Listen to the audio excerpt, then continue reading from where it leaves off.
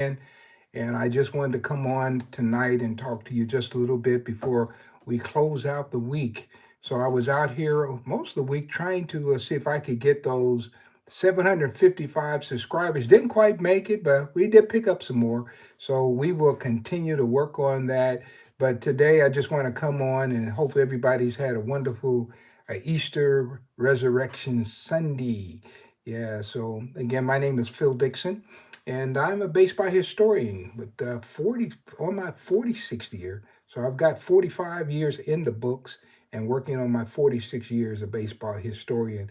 Yeah, talking about this subject I really enjoy talking about. So hopefully you don't mind hearing me talk about this topic. So it's kind of late, and maybe some people in the East are already going to bed. I don't know. It's a work day tomorrow, and most people have had this holiday this day, or maybe you had a busy day, right, with family or friends or whatever, going to church, or wherever you worship, right? So I just want to thank you for kind of joining in, getting some hearts here. So if you're joining, let me know where you're joining from, because it's going to be a short broadcast.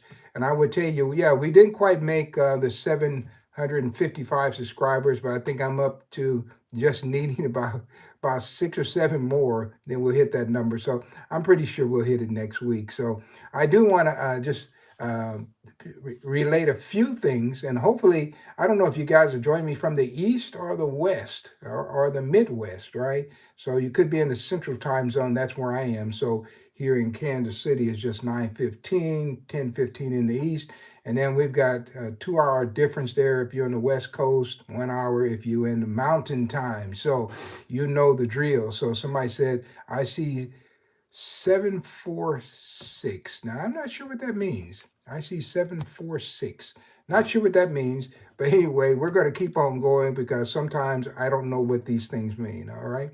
So I will tell you just a few baseball facts. I think you'll find this one interesting. How about let's go back to April 5th, 1913. All right. So somebody said, dear subscriber, okay, appreciate that. So we're going to go over to April 5th, 1913. And I just want to mention a guy by the name of Jim Candy Taylor. And he hit 2 home runs on this day, playing for the Chicago American Giants in a 5-3 win versus Seattle of the Pacific Coast League. And if you go in, all right, Doug from Chillicothe, Missouri.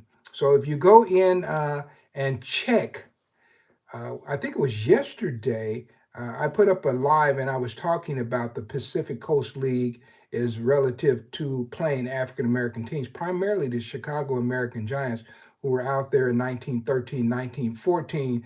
And man, those guys were crying the blues, and only a few teams would play them. Seattle played the American Giants, of course, the Portland Beavers as well. And the American Giants really took it to them. So Jim Candy Taylor, legendary guy that, in my estimation, should be in the Cooperstown Hall of Fame, which he is not. But he certainly had a big game. And I talked to many players who played for Jim Candy Taylor, and they thought he was one of the best trainers of young baseball players that ever lived. So Jim Candy Taylor, a big day. So somebody says Chillicothe, and I did mention Chillicothe, home of sliced bread. I think I talked about that yesterday, and I talked about Vasco Graham. Yeah, and the Kansas City Monarchs used to play in Chillicothe all the time. Satchel Paige had some great games in Chillicothe. Yeah, so I presented in Chillicothe. You know exactly where it is. So been there before. So let's jump over to, how about this? April 5th, 1915. And Jack Johnson is defeated in a boxing match by a boxer by the name of Jess Willard in 26 rounds. Man, can you imagine fighting 26 rounds of boxing, man? That was in Havana, Cuba. And of course, Johnson, lost that bout, which was kind of debatable because he always said he threw the fight. And of course, it was the sun was beaming down there, and you can see him laying on the mat there, and he's got his gloves up as if to shield his eyes. And so he said that was proof that he threw that match. Now, Jess Willard from Potawatomi, Kansas. I've actually presented up in that part of the country too. So he is the victor But how many people know that Jack Johnson actually played a little baseball? Did you know that?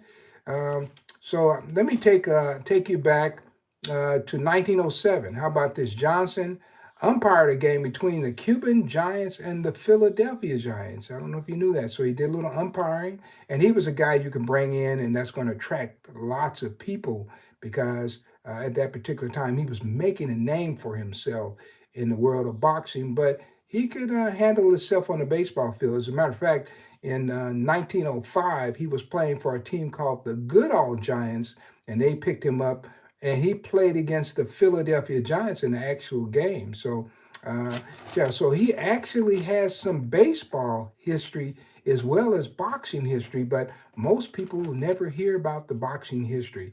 There is a place, if you ever get to Kansas City, it's called the Folly Theater. And Jack Johnson was on tour, and he was had a one-man act. And he actually um, performed at the Folly Theater, which is still there. I've been there before and seen many shows there. And in visiting Kansas City, he stayed upstairs. So they had a place where the entertainers could stay upstairs. And so the building is still there where Jack Johnson roomed in Kansas City, the Folly Theater. In case you ever get down this way, you might want to go and see the Folly Theater. I remember one night I was standing, there's a Marriott Hotel, and I forget what the reason I was down there. Oh, I tell you what, I was doing security for the Commodores. And so I'm making sure nobody goes in there. And then a young lady and a young guy, they walked past, and he had, I think, drumsticks, and she had a guitar case. So I asked them if they were musicians, and they said, "Yeah, we were musicians." Well, we're on our way to the Folly Theater, and so I said, "Well, you know, who you're backing up?" And it was Johnny Cash's daughter. Is that Rosalind Cash? I think it was, because I know his wife was also a singer, but it was the daughter of Johnny Cash and Rosalind. It was their daughter, and so she was with the drummer. And so I stopped and talked to them for a little while, and I had to do security, so they invited me to come over to their show, but I couldn't leave because I was doing something there. And so they were on their way to the Folly Theater, and they were staying at the Marriott Hotel right next door. So I had a chance to talk to Johnny Cash's granddaughter, and she was on her way to perform. So the little things that guys you experience in life, and so I'm kind of proud to tell you because somehow it connects to the Folly Theater, which connects to Jack Johnson, which connects to the Philadelphia Giants, which connects to Jess Willard and baseball and boxing, right? All right. Somebody says home of Vasco Graham. Yeah, Chillicothe. And Chillicothe had a great writer there. When Satchel Paige pitched there, she wrote a very beautiful piece in the newspaper. I have it somewhere. One of these days I'll pull it out because she said some great things about Satchel that were almost poetic. So I will pull that out sometime. So let me give you one more. And this is April 5th, 1930. The Homestead Grays and the San Antonio Black Indians fought to a 10-8 final at San Antonio's League Park, and the Grays ended up winning that game. The Grays had 18 hits, and San Antonio had 14, so I guarantee you that was a real slugfest. And a San Antonio team, the Black Indians, they came out of what was called the Texas, Oklahoma, Louisiana League. And that was started by Quincy Gilmore. Quincy Gilmore had been the former traveling secretary of the Kansas City Monarchs, and he was interested in starting the league. So he started the Texas, Oklahoma, Louisiana League, and they had people like the Tulsa Black Oilers were in that league. They had teams in Texas, of course, it was Texas, Oklahoma, Louisiana League. And so the interesting thing about that league is it was the first time in the history of baseball that every team had the word black in their name. So, you know, that is kind of interesting because it was started by Quincy Gilmore. And I never had a chance to interview Quincy, but I did interview his widow because he married a lady that was at least 20 years younger. And so I was able to interview her, and years later, when I met up with her, she was blind. And so I would go by her house and talk to her, and she would just tell me all kinds of things. Beautiful lady, had great stories, and she was Quincy Gilmore's widow, 20 years younger. So when being around Kansas City and being in the Midwest allowed me to travel and meet people that have created a great. Yep, there you go. Somebody knows that lady's name. All right, that is correct. She wrote some beautiful things, and when I was presenting in Chillicothe, I talked about her as well. Her Vina Woodling, Woodling. Yeah. So through the ages, there's been some amazing people who have done interesting things related to baseball. And so whenever I get a chance to mention their names, I'm always proud to do that because I stand on their shoulders. Uh, Anything that I've ever done, believe me, is because someone else did it before me, and I'm just able to talk about it. And as a young person, I wanted to learn about it, so I rolled up my sleeves. And as a 23-year-old, I drove around the country. And I drove on the weekends. I went to people's houses all over the country. And then I had a telephone bill. I think Southwestern Bell, they loved me. I didn't love them because my bill was atrocious. And so anyway, uh, it's been really a great journey. And so guys, I just want to come on briefly. I did a live that you can go in and see on video. I just did that, and it was about some of the interesting baseball games played by Negro League teams on Easter Sunday, Resurrection Day. And so most people don't know that there is a legacy between black baseball and Resurrection Day, Easter Sunday. People call it different things. I understand that. So there is a true legacy. And so many teams would kick their season off depending on where Easter fell in the calendar of each year. And of course, Easter doesn't occur on the same uh, day each year. So some of those years they're able to play their first game on Easter Sunday. Many times they would schedule a double header, and people would come directly from church already dressed. And people used to dress to go to the ball game. Quite the difference from now. But they would go and man, they would be already dressed. They would come out and looking good coming to the ball game, and they were proud to come to the ball game because the interesting thing was we you go to church and people would see your clothes, right? And Easter was a time to dress up. And let me explain this a little bit because most people think people just dress up just to be dressed up. And in the African American community, that was not the case. So I'm going to give you a real lesson now, okay?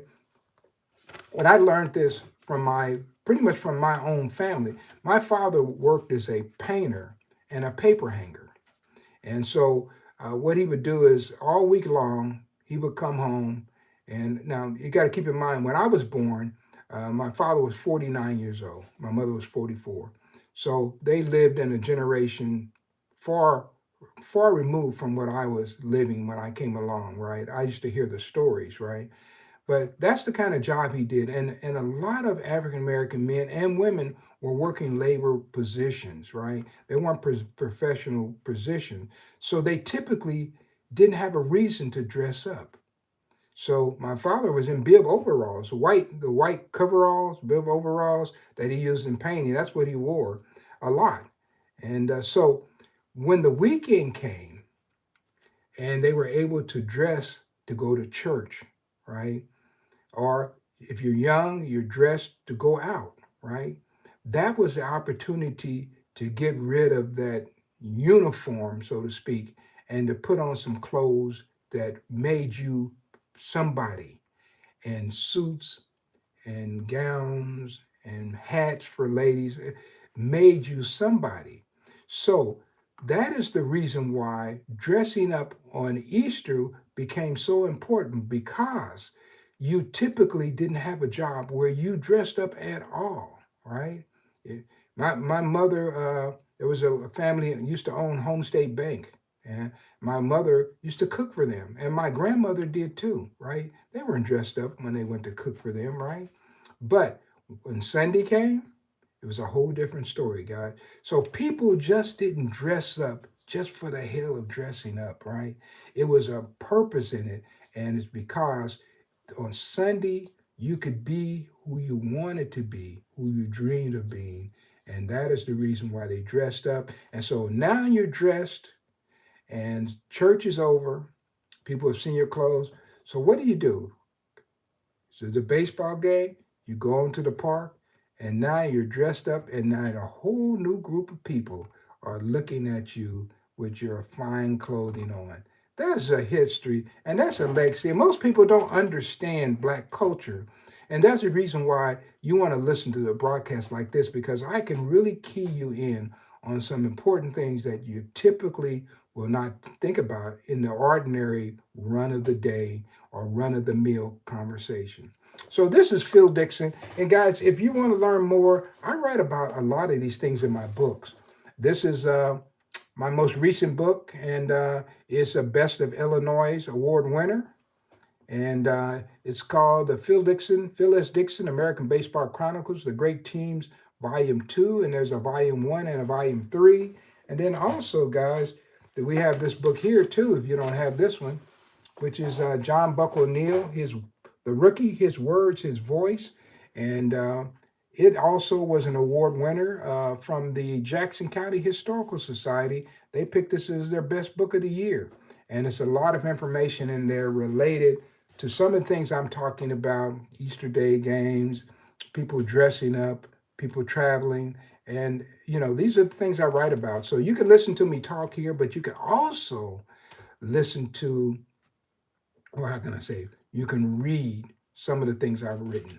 All right. So thank you for mentioning Vasco Graham and keeping his legacy alive. Certainly appreciate that. And I'm sure that if he were alive, he'd say the same thing, because I'm sure these guys never thought that we'd be talking about them in 2026 as if they were right here, right now. I'm sure they never thought about that. So Vasco Graham, and it's nice to mention Chillicothe, Missouri. And hey, who would be thinking about Chillicothe and an African American athlete if we don't talk about it, right?